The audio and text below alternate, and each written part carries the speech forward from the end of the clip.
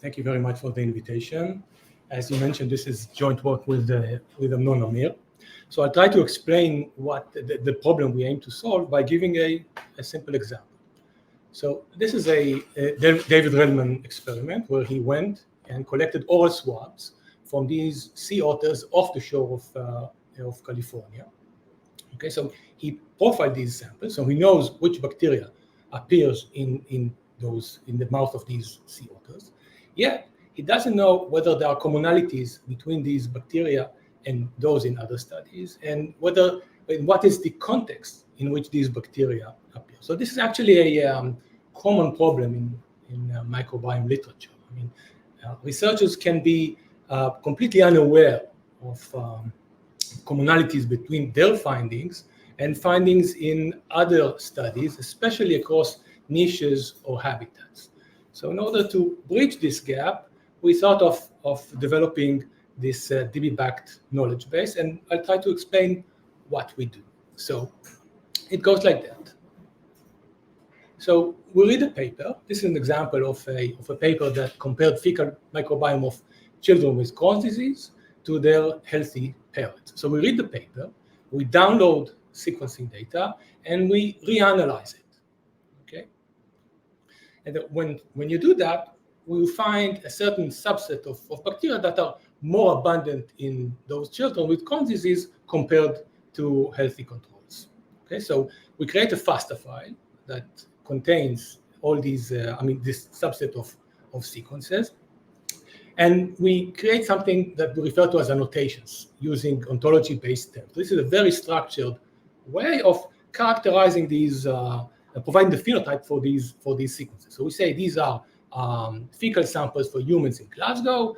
They are higher in, namely they are more abundant, okay, in children with Crohn's disease compared to healthy controls.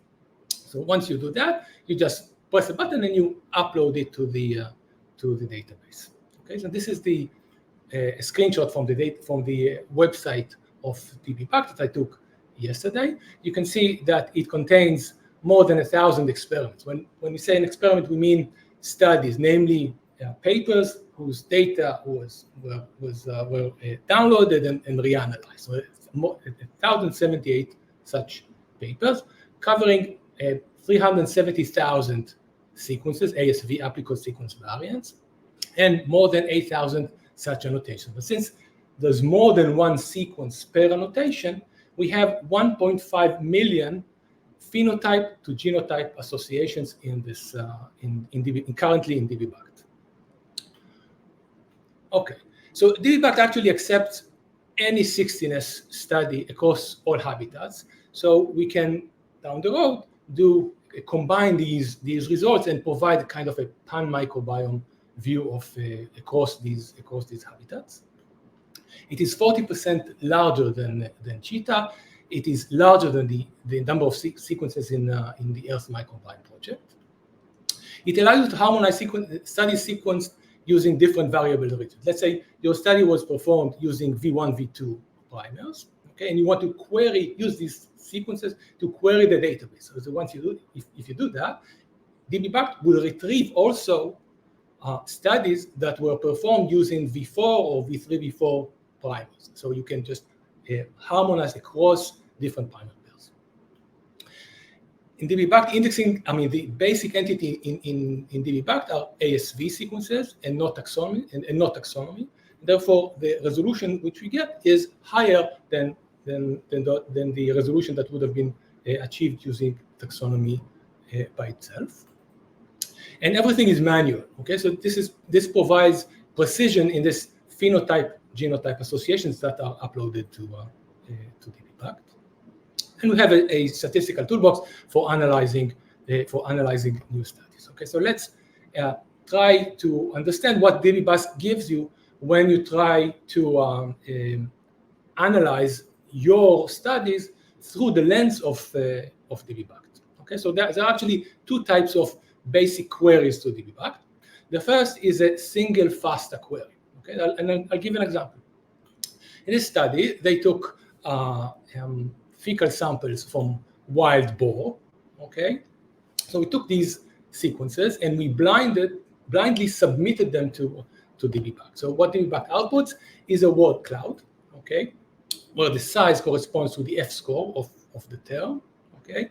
The blue color corresponds to the annotation higher in, okay, namely more abundant in, and red with the minus sign is lower in. So it takes a second to understand how to read these word clouds, okay, but you can see that although these sequences were provided blindly, dbBact tells you that these are actually fecal samples from pigs, okay? And the same goes for deer, and for rabbit, and for cow, and for dog, and a cat. But a cat, you see, it is a bit different. You see, a cat is a combination of fecal samples from cats is a combination, according to dbBact, okay, of humans and dogs and cats. This is probably because at the time this figure was drawn, there wasn't enough cat fecal experiments uploaded to dbBact. And it's not also, it's not restricted to fecal samples. You can see that if we took sequences that were collected in fresh water, so dbBact tells you it's fresh water, and the same for effluent water. Okay, so this has been the first type of query. The second type of query is when you submit as a query two groups of two FASTA files corresponding to two contrasting sets of samples or sets of bacteria. Okay, and then dbBact would output something analogous to GO term enrichment. Okay, and I'll give an example. This is a study that compared gut microbiome of chronic fatigue syndrome patients to healthy controls. So we submit as query to dbBact two FASTA files corresponding to sequences that are more abundant in CFS patients and samples that are sequences that are more abundant in healthy controls. And then dbBact output this bar graph, okay, showing terms that are enriched in either group. Okay, so you can see that the healthy controls are enriched in terms that are associated with a more rural type of communities. Rural communities, a small village, there's hunter-gatherer. Okay, while the CFS group is enriched in terms corresponding to little physical activity, lower in physical activity. So this has been the second type of query. Now let's see what dbBact provides you, okay, when you try to analyze your own study. And I'll give two examples. The first example is the David Relman experiment. So if you take the sequences that were collected in those oral swab of these sea otters and you plug them into, and you submit them as query to dbBact, dbBact provides you this word cloud that actually says that the oral microbiome of wild sea otters resembles that of dogs and cats. Okay. The second example, in this study, they took fecal samples from obese individuals and they faxed them with anti-human IgA. Okay, so they split these bacteria into by anti-human IgA. Okay, and sequence each of these sets of bacteria. If you take these sets of bacteria and submit them to dbBact, you see that there's enrichment of oral-related bacteria in the IgA positive fraction compared to the IgA negative fraction. You can see here there's mouth, dentition, oral wash, oral cavity. Okay, and this is kind of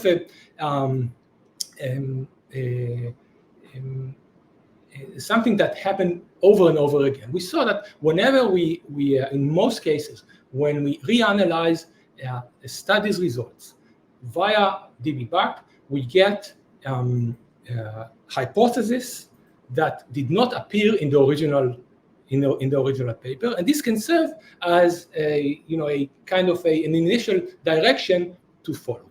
Okay, and I refer to the paper for many more such examples.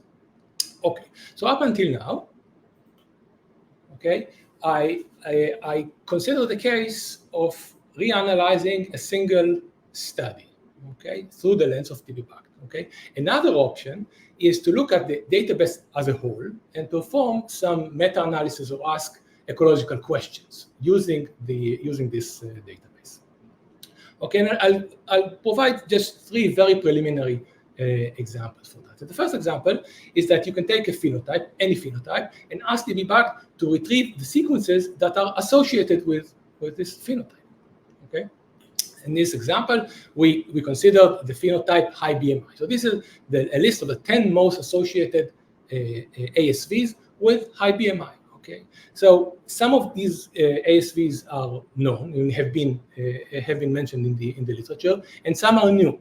So it's not that if we have invented these sequences in the context of BMI, of high BMI. It's simply because it's extremely hard to report each and every ASV in a paper. While if you take these the original sequencing data and you reanalyze it through dbBact, all of these sequences pop up. Okay.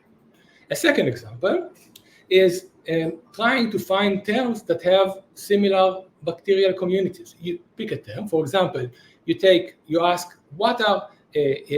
all sequences that appear in corals. Okay, and you ask where in nature do I find another niche that displays similar bacterial communities, and the answer is this marine tube worm or the anal canal of a shark. Okay, good. This may say something about the niche itself. Okay. A third example is to ask something about the diversity of a certain ASV across hosts, and this is the example that we give here is the following. Let's look. We looked at one certain ASV, and we ask how diverse is it across mammals. Okay, so this is a tree of the class Mammalia. Okay, and we designate in red each mammal whose fecal samples is known to contain this ASV. Now compare this ASV to a second ASV, where you can see that in this case, this ASV is kind of restricted only to humans and primates. Okay. So let me just summarize. So I hope I've convinced you that dbBact can provide insights or initial hypothesis when you try to reanalyze your study, any study through the database, and also that it can allow for performing various types of meta-analysis.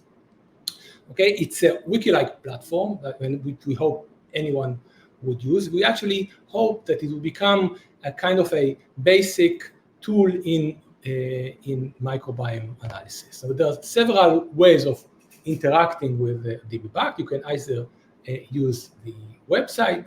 We have the EasyCalor GUI that's extremely friendly way of interacting with the database. We have a Chime2 plugin, and there's also a Python module that you can use. So we urge you to submit queries or upload your data to the database, and we'll be extremely happy to provide full support to our users. We can also do hands-on tutorials to get you going. Just contact us, either Amnon or myself. I see I have a typo in Amnon's name. I'll correct it afterwards. I'm sorry, and I thank you very much for your attention.